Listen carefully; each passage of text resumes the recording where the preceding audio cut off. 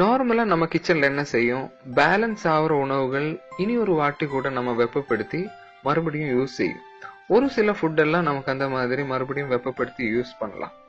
But அந்த மாதிரி ஒரு சில உணவுகள் நம்ம மீண்டும் வெப்பப்படுத்தினால் அது விஷமா தான் மாறும். அந்த மாதிரி இருக்கிற உணவுகள் என்ன அப்படின்னு கண்டிப்பா நம்ம தெரியணும். அது என்னன்னு கேட்டா, ஒண்ணு சிக்கன். சிக்கன்ல தாராளமா புரோட்டீன் இருக்கு.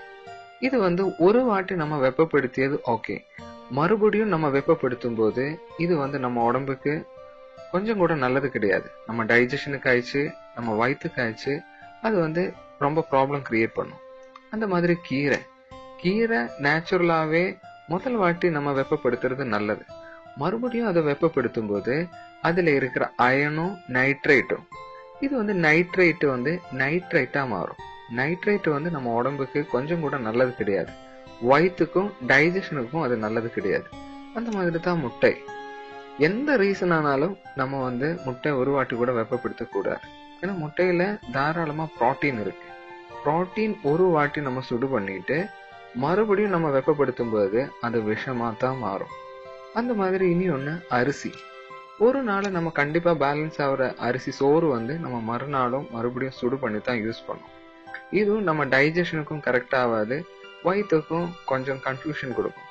இதுவும் கொஞ்சம் கூட நல்லது கிடையாது. ஒரு நாள் யூஸ் செய்யற சோறு மறுநாள் நம்ம வெப்பப்படுத்தி யூஸ் செய்யறது.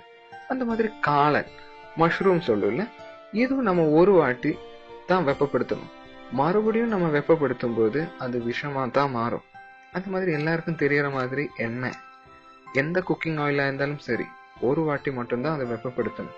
மறுபடியும் அதை வெப்பப்படுத்தும் போது அது கேன்சருக்கு கூட ரீசன் ஆகும். நார்மலா நம்ம கிச்சன்ல என்ன செய்யும், பப்படம் ஆயிடுச்சு இல்ல பொரியல் ஆயிடுச்சு ஏதோ நம்ம செஞ்சுட்டு மிச்சம் ஆகிற ஆயில் நம்ம மறுபடியும் யூஸ் செய்யறதுக்கு பார்க்கும். இது ஒட்டுமே நல்லது கிடையாது, வயிற்றுக்கு கிடையாது. இது கேன்சர் வர்றதுக்கு மிகப்பெரிய ஒரு ரீசன். அந்த மாதிரி பீட்ரூட் நம்ம கீரையோட ரீசன் சொல்லிய மாதிரி தான், இதுல தாராளமா நைட்ரேட் இருக்கு. நைட்ரேட் நம்ம முதல் வாட்டி வெப்பப்படுத்தும் போது பிரச்சனை கிடையாது. மறுபடியும் வெப்பப்படுத்தும் போது அது நைட்ரைட்டா மாறும். இது ஒரு பாய்சனான ஒண்ணு. அந்த மாதிரி ஒண்ணுதான் உருளைக்கிழங்கு தாராளமா குணங்கள் இருக்கு. பட் நார்மல் டெம்பரேச்சர்ல நிறைய நாள் இருக்கிறதும் அந்த மாதிரி ஒரு வாட்டி வெப்பப்படுத்திட்டு மறுபடியும் வெப்பப்படுத்துறதும் நம்ம உடம்புக்கும் வயிற்றுக்கும் கொஞ்சம் கூட நல்லது கிடையாது. இது நிறைய உடம்புக்கு தேவையில்லாம இருக்கிற ஹெல்த் ப்ராப்ளம்ஸ் கிரியேட் பண்றதுக்கு ரீசன் ஆகும். அந்த மாதிரி காஃபி நம்ம கொஞ்சம் ஆறி என்ன செய்யும், மறுபடியும் அதை சுடு பண்ணி யூஸ் செய்யும். இது நம்ம ஹார்ட்டுக்கு கூட ப்ராப்ளம் கொடுக்கற மாதிரி ஒண்ணு. காஃபி ஒரு வாட்டி மட்டும்தான் நம்ம வெப்பப்படுத்தணும். மறுபடியும் வெப்பப்படுத்தும் போது டைஜஷனுக்கும் அந்த மாதிரி ஃபுட் இன்ஃபெக்ஷனுக்கும் கூட ரீசன் ஆகும்.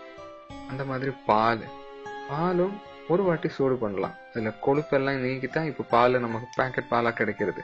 அதுல இருக்கிற கொழுப்பு எதுவுமே இருக்காது. அந்த மாதிரி இருக்கிற பால் மறுபடியும் நம்ம ஹீட் பண்ணும்போது கொஞ்சம் கூட நல்லதில்லை அப்படின்னு தான் இந்த ஹெல்த் ரிலேட்டடா ஒர்க் பண்ற சயின்டிஸ்ட் சொல்றது. கண்டிப்பா உங்களுக்கு இந்த டிப்ஸ் ஹெல்ப் ஆகும். ஒரு வாட்டி வெப்பப்படுத்தி யூஸ் பண்றது எதா இருந்தாலும் நல்லது. மறுபடியும் வெப்பப்படுத்துறது அது நார்மலா பாய்சனா தான் மாறும். இந்த மாதிரி இன்ஃபர்மேட்டிவான வீடியோஸ் இனியும் பார்க்கறதுக்கு சப்ஸ்கிரைப் செய்யலாம். தேங்க்யூ.